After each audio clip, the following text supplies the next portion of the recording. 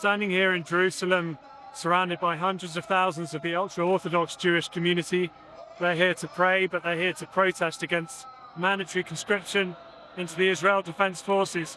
Now, for most Israelis, doing 3 years conscription into the IDF full-time and then years and years on the reserve list is a way of life. It's part of what defines being an Israeli. Everyone has to do it. But traditionally, the great exception to that has been what's known as the Haredim, the ultra-Orthodox Jews, whose lives are defined really by a daily, almost an hourly devotion to studying the scriptures and to prayer. They've been given subsidies, tax breaks, and special dispensation not to join the IDF. It's been a controversial issue for years, but with the huge commitment in Gaza and on the northern border with Lebanon over the last 2 years, the military commanders and politicians have said enough's enough, and they've introduced a law to force the Haredim to join the IDF.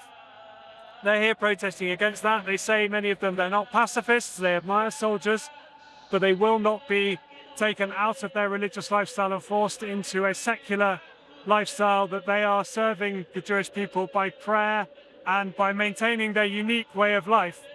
It's become a bit of a political football. The ultra-Orthodox political bloc is more important now as their numbers increase in the population. So a new bill has been introduced which waters down the demands, but it seems to have annoyed everyone. It seems to have annoyed secular people who want the Haredim to serve, and it's still deeply offensive to the Haredim. So they're here protesting, and this is an issue which is really coming to symbolize the future of Israel and the change in Israeli society.